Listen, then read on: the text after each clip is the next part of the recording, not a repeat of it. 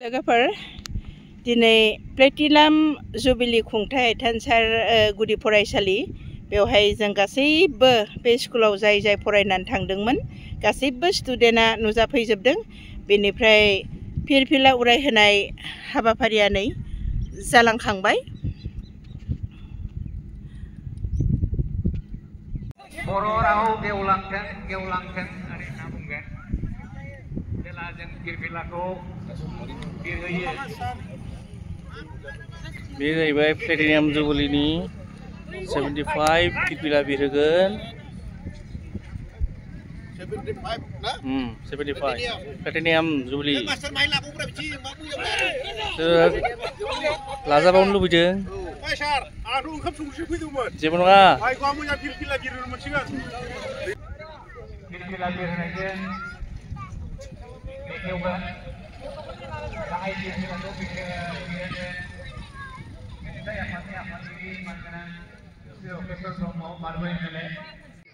लोगोफोर आं दिनै दंफैयो जोंनि आइथानसार माने आं जाय गामियाव आंनि जोनोम जादोंमोन बे गामियाव आरो आं जाय स्कुलाव आंनि एलपि स्कुलाव फरायजेनदोंमोन बे स्कुला दा 75 इयार्स जाबाय माने प्लेटिनाम जुबिली जागासिनो दं दा फालिगासिनो दङ। दा बेवहाय आं दंफैयो। बिनि एक्स स्टुडेन्टफोर नैबेहाय फिरफिला उरायहोखांनानै जिरायनानै दंफैयो। बे एक्स स्टुडेन्टफोरखौ आं नोंथांमोननो एसे दिन्थिनो नाजागोन। दिनैसिम गोबां बे स्कुलाव फरायनानै सोरबा MLA जालांबाय, सोरबा रेलवे अफिसार, सोरबा पलिटिशियान, सोरबा मास्टार गोबां साख्रि मावनानै दा बोरायलायबाय। बिथांमोनखौ आं नोंथांमोननो एसे दिन्थिनो लोगोफोर। नै बे सोर जाखोमोनथाय आच्छा नोंसोरबो फरायजोबदोंमोन ना बेवहाय? आइथानसार एलपि स्कुलाव गासिबो फरायजोबदोंमोन गासिबखौ आरो जोंनि लागोनि देवरिगावनि गबिन्द बे समाव दंमोन आंबो दंमोन। आच्छा जोंनि क्लासआ 86 आमसालि आरो बेनिफ्राय बै दियाबारियाव दंमोन बान्दार दामनाय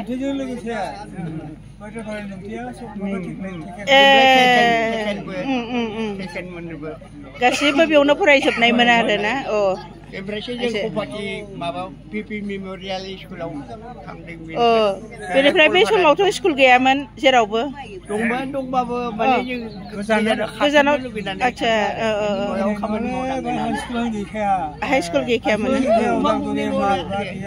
नै बे जाबाय जोंनि आदै, आंनि आफानि फंबाय। नैबे मादैयानो फोरोंजेनदोंमोन नामा स्कुलाव? नैबे मादैयानो बे स्कुलाव मास्टार हिसाबै फोरोंजेनदोंमोन।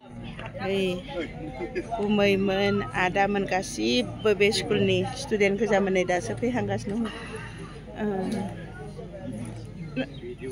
लोगोफोर स्कुलाव फरायनानै जाय माने बैसो जालांदों दिनैसिम 60 बोसोर पार जालांबाय बिथांमोनखौ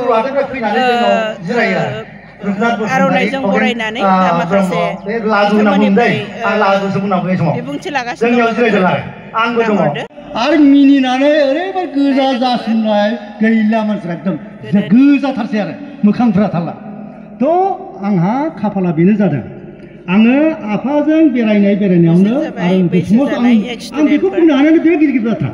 बे बियावसो रहरिनि 7 जन बिदा फंबायखौ आं नुजोबनाय, 7 जन मानसिनि हिनजावफोर आइ जानायफोरजों आं अनजाफेरनाय खम गिदिर बाथ्रा। आन्थेरामखौ आं मिथिगौ। स' बै समाव जि समाव आइथानसारखौ जोङो गोथै मेंब्रां होनना बुङोमोन। बेजों थांबा बे बिनाराम ब्रह्मनि बे गिदिं खननाय फुख्रियाव फुदुंलै होनलायनाय बेफोर बाथ्राफ्राबो बै समाव माने बेखौ जों गियोमोन एसे। बे माबायावनो जों माबाया साननाया जाफुङासै आरो ओमफ्राय लोगोखौलाय गासैबो मोनफायजोबदों। हौवाखा हिनजावखा जोंनि सिरिनि लोगोफोराखौ बिदिनो मोजां गाज्रि एदावलायो, मोजां अनज्लायो। फिसिमाबो खालायलायबाय जों बहायनो।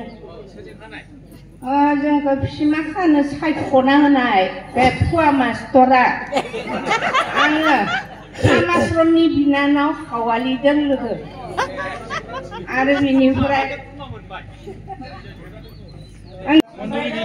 थैजोब्बायानोसै हौवासाफोराबो मन्जुरियाथ' गैला मन्जुरिया गैलानो सोमबोरा दं सोमबोरा थागोन दा सोमबोरसो जेबो दङ ओमफ्राय दा बिदिनो जोङो लोगोजों लोगो बिदिनो अनज्लायोमोन आरो ओमफ्राय हौवासाफोरा बिराद बुयोमोन आरो जोंखौ थांनायनि फायनायनि ओंखारनायनि बे जिगास्रांनायाबो बिराद खस्थ' थेख्लायखायोमोन मिथिया गोदोआव मबाइल गैयाबा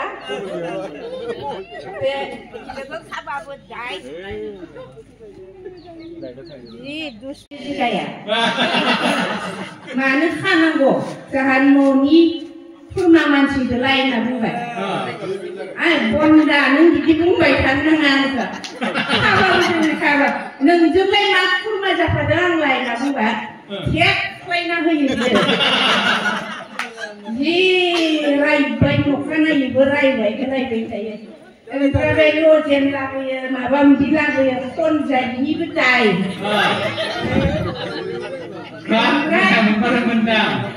आंनि थानायबा जागौमोन ना फरिखायाबो बिदि फेल खालामदों ओमफ्राय बिदिनो नांलायबाय थाबाय आंबो बिदिनो रायजानानै गोसोआबो बोरैबा जालांबाय ओमफ्राय दा लोगोफोराबो जोंनिया हौवासाफोरा स्कुल रकेशरबो दोङोमोन दा खरथें मोनथें गासैबो ओमफ्राय सिंगाप्ता मोना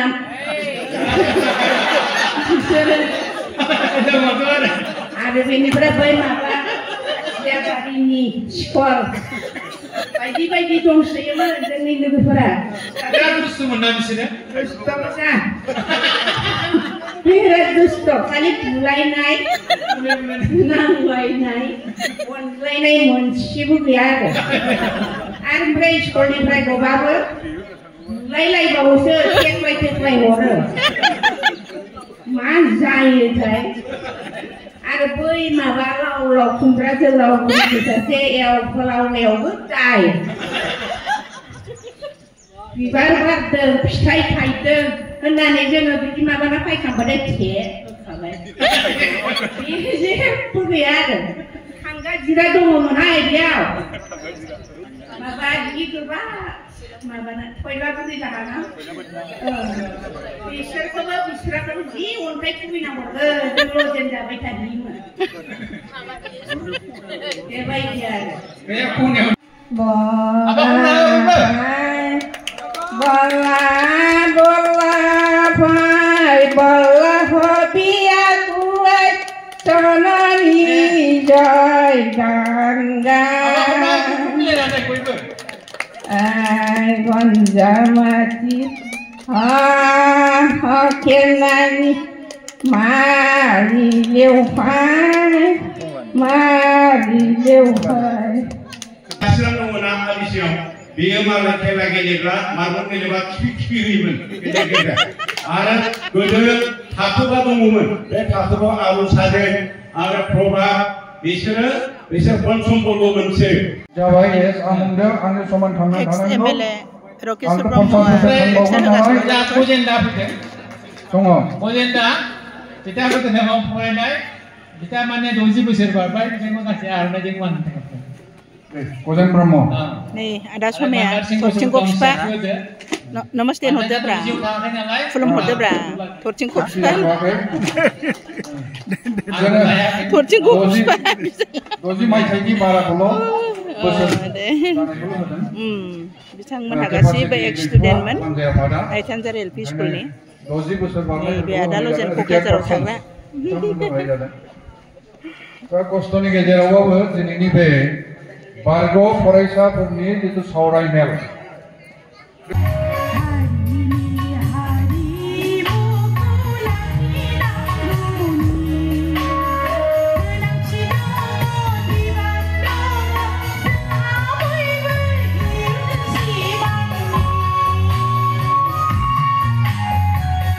Did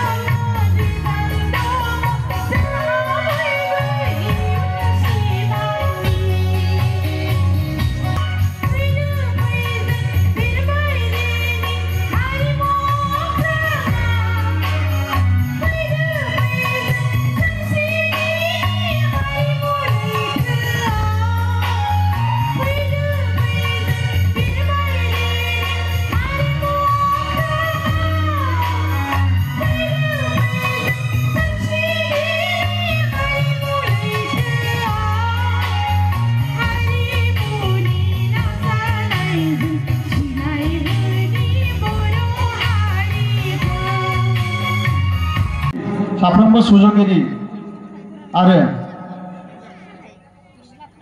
मासिगिरि बिथांमोननिसिम रोजा रोजा साबायखर बावहरनाय जाबाय आरो लोगोसेनो जोंहा बानजाय आफाद बा रांखान्थि दालाय आफादनि मानगोनां बिबानगिरि जर'खायै कनभेनर मुस्रि खामसिं ब्रह्म